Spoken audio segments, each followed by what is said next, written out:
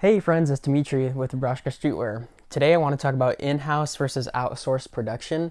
So a lot of you guys, including myself, when you started out or you're starting out, you might not even realize which route you really want to go. Or you might think that you basically have to make everything in-house. You have to buy fabric and sew together a t-shirt and screen print it yourself. But really you don't have to do that. You can pick whether or not you want to do it in-house or outsource your production. And let's say if you outsource your production, basically what you're doing is you're going to be designing or having someone design stuff and you're sending that out for someone to make your product, and then you're going to be shipping that product to your customer. So for each one, what I'm going to do is I'm going to be going back and forth discussing pros and cons of each one, and I'm going to lay out basically the main components of each one, and that's how it's going to work for this video. So the first topic we're going to talk about is investment.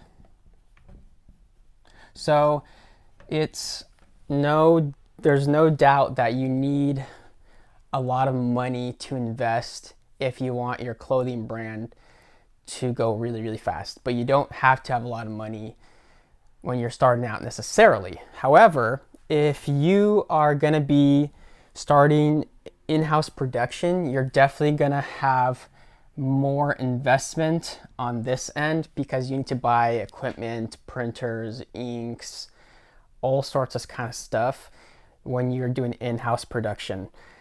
If you are going to be doing high volume, if you do very, very low volume, let's say you just buy like a one color screen printing machine and you have things very, very simple. You're not making hundreds or thousands of t-shirts or hoodies and stuff like that. You're not, printing or embroidering on all of those. Obviously, your setup is going to be much smaller and there's going to be less investment. But initially, when you're starting out, even with that kind of stuff, you do need to put more money into equipment and all that kind of stuff. Whereas with outsourcing, the investment is much, much smaller because you're not making anything. You don't have to buy the equipment to screen print, to embroider, to make stickers, all that kind of stuff. The next topic we're going to talk about is profit margin.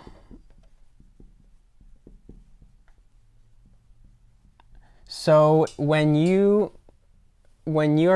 making stuff in-house, you typically have a higher profit margin because you're not hiring someone to go and manufacture your goods. But when you outsource, your profit margin typically is going down. So that's something to think about when you're trying to pick what you want to do. The next thing we want to talk about is space. So space is kind of important to think about because let's say that you are operating from your bedroom or from your garage.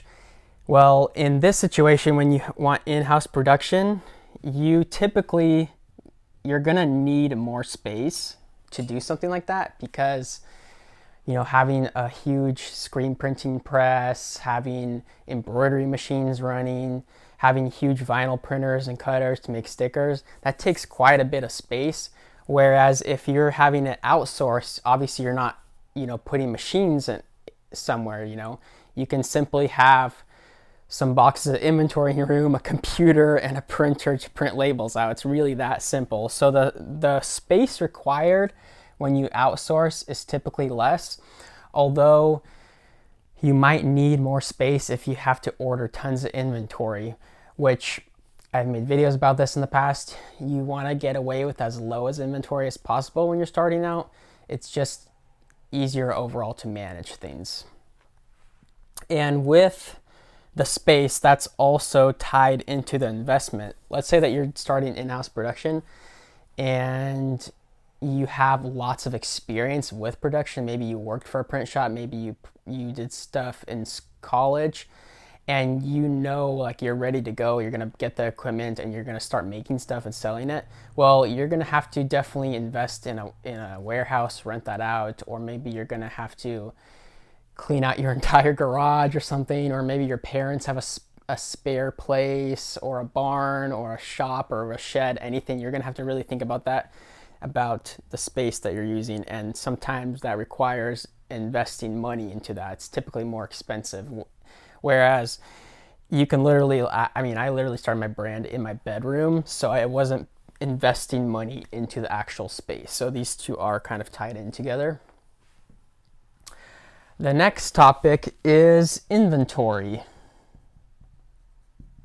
So if you have in-house production, your inventory is generally going to be lower if you properly set up your manufacturing schedules, reordering schedules. You're using like a Kanban system, you have that really dialed in and tight.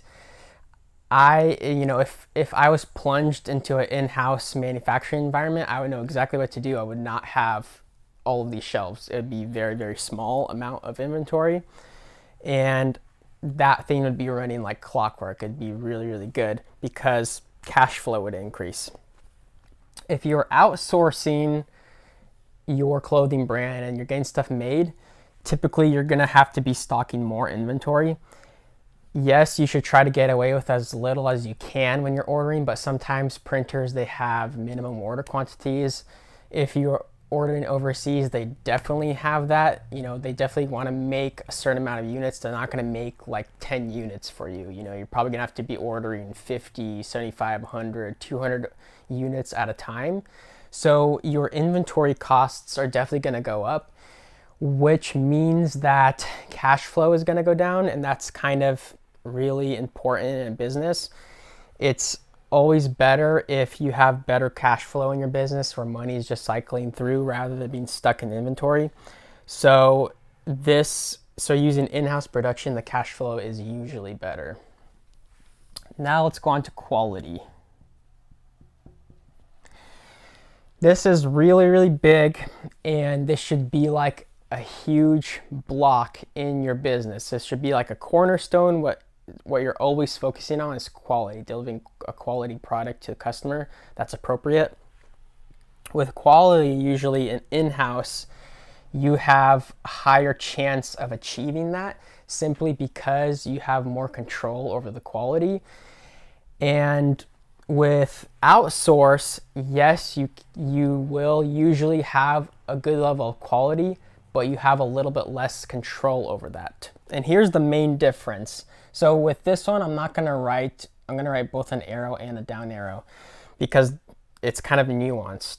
So with outsourced stuff, essentially what you're doing is QC. You're doing quality checks, quality assurance. But with in-house, what you're doing is quality processes.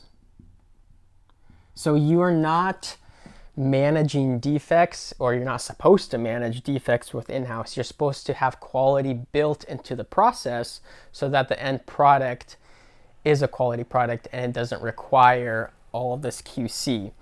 With outsourced products, you're definitely going to have a margin of error where 2, 3, 4, 5 items out of 100 or something like that is going to be either defective, slightly defective, or something that you shouldn't pass along to the customer, or those items can be sold at a discounted rate for people that do not care about those small defects. But that's generally what's going to happen. Another really interesting thing that I've noticed with outsourcing versus obviously making it in-house is that when you have stuff outsourced, they're not just, you are not their sole client. They have other clients, other people that they're working with, other people that they're making products for. So in times where it's really, really busy in the season for them, the quality might slightly go down. There might be more errors and defects in the overall batch that you get.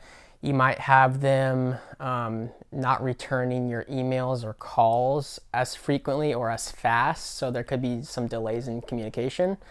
But with in-house, you obviously have more control over that. So you can design processes and systems where if you have a lot of orders, you're not overwhelmed with that. Whereas with outsourced production, they might be very overwhelmed and the quality might just go down a smidge. It really depends on how their systems are set up.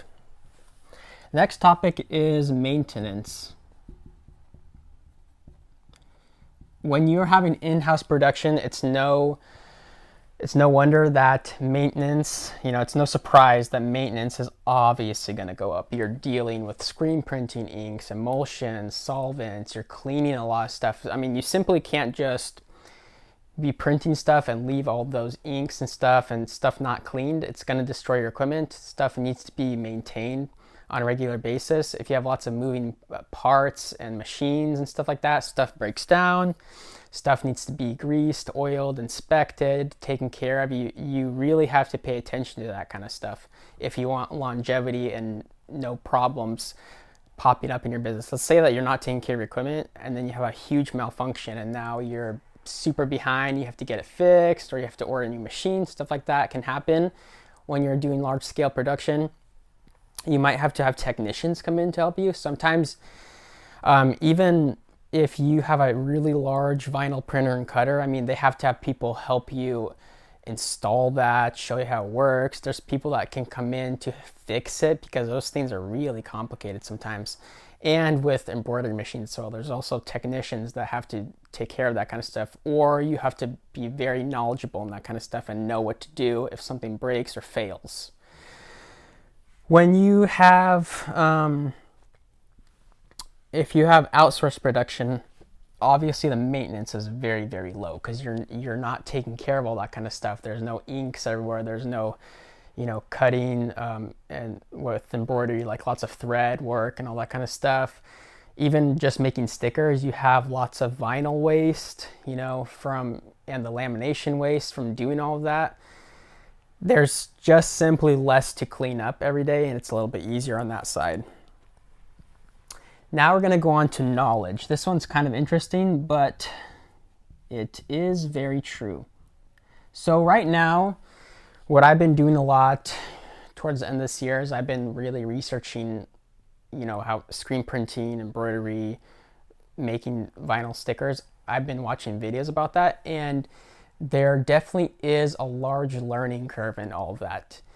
So with in-house production, you definitely need to be investing daily into your knowledge about how to manufacture, best practices, how to, like I said earlier, have quality processes built into what you're doing. You really need to be focused on having an abundance of knowledge and constantly learning. Whereas with outsourced production, you don't really have to learn that kind of stuff if you're not doing it, obviously.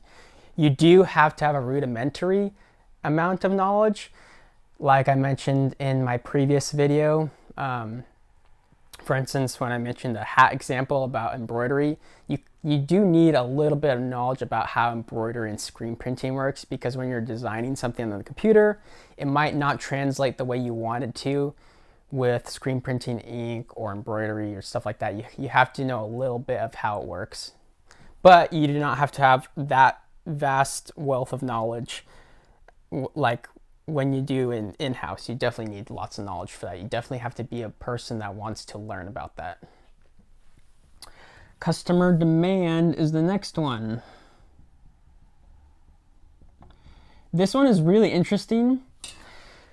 Overnight, a clothing brand can literally explode. Like, some famous person can wear your product or showcase it on their social media, and you can wake up and you have 1,000 orders, right? Your customer demand just shot up.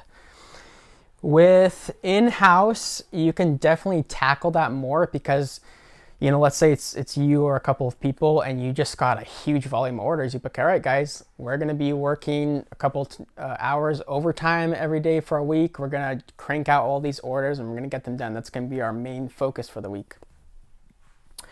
Whereas with outsourcing, yes, you can place an order for those goods, but the schedules and there's going to be delays and you're going to have to wait usually weeks or months to get product in. You simply cannot have a fast turnaround time for products when you're outsourcing them, because like I mentioned earlier, they are taking care of other clients, and they are focused on other things, and they can't necessarily take on that project and get it done faster. So to take care of customer demand, it is easier. It's a plus on the in-house side, and it's a little bit more difficult on the outsource side because you simply have to wait for your stuff to get made.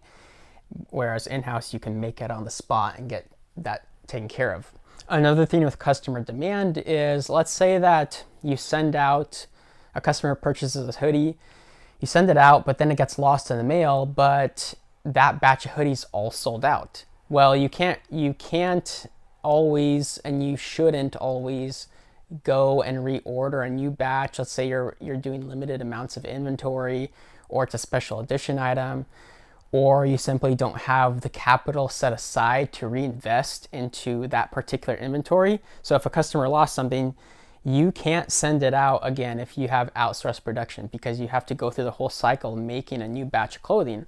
Whereas when you have it in-house, you can simply just make one product. You can just grab a hoodie, a raw hoodie off of your shelf, print on it, and send it out to the customer and fix that small issue that might happen. That's definitely something that you can do. So that's a plus with the customer demand. And one thing that you can do as well, and this is kind of related, I'm going to write it into parentheses, is prototyping. So if you have in-house production, you can prototype products way faster. You can have, instead of putting a mock-up up, you can literally just take a picture of what you just made, put it up on your website or your social media, and see how your audience reacts to that. Do they like it or do they not like it? And from that point on, you can go forward and be like, hey, should I make this in mass, in bulk? Or if they don't like it, you have customer feedback and you're not going to make that in bulk. So it can really save you in terms of ordering the wrong amount, or the whole inventory is wrong. You shouldn't order if the customers don't want it. So that's really, really helpful with prototyping. And the last one that I want to talk about is workload. This one's really, really big.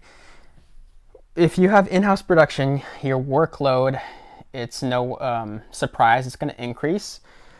The reason it's going to increase, obviously, is because you really have to be, hustling and making all the products, right? Whereas when you're outsourcing, the workload is basically nothing for that, because you have other people making it for you. And with workload, what happens with workload is eventually you might get to a point in your brand and business where you simply cannot wear all the hats and you can't do everything. So you're going to have to hire employees. The amount of employees is usually higher when it comes to in-house production. I'm gonna put an arrow right there. Whereas with outsourced, it's usually lower. With outsourced production, it can literally be a situation where it's like me, I'm like basically the only one here, and then I have Michael help me sometimes. It could be, like 1 to 3 or 4 or 5 people with outsourced production. Whereas with in-house, you might have a lot more people. If your brand's pretty big, making everything, you might have people screen printing all day, embroidering stuff, working on the vinyl stickers, that kind of stuff, making posters and banners and keychains, all that kind of stuff. So you definitely have to have more people. And the workload and stress, this is also kind of related to it. The stress can go up more with in-house because you just have to deal with a larger volume of stuff that you have to make. But if you focus every single day, like I emphasize in this channel, on improving your processes and figuring out how to make them really efficient and seamless, your stress levels are going to go down because things are running like clockwork. Everything's running really, really smooth. And this is especially true for in-house production. You really, really need to be detail-oriented and tedious and studious on what you're doing at in-house production. If that is something that you think you can't take on, then this is probably going to be the better route for you to go. If you do not want to have a big warehouse with a bunch of machines and you're taking care of production and doing everything and it's lots of maintenance, you want to outsource your production. If you are into manufacturing, if you love to get your hands dirty and you love to make the physical products yourself, this is going to be your route. Currently, with my setup and my business, I basically outsource everything. The only things I really do here is designing. I do a lot of quality control and quality checking. We package the clothing, we store it, so inventory, and then we ship it out. That's basically all I do here. I'm not doing this stuff right now, but eventually my dream, my goal is to do in-house production. I would love to do that. So yeah, This is what you can expect from in-house production and outsourcing production. And these are the broad range of topics that you need to think about and consider before you take a dive into your clothing brand. If you got any value out of this video, or if you have any comments or questions, you can leave them down in the comment section below, and I'll catch you guys later. Thanks.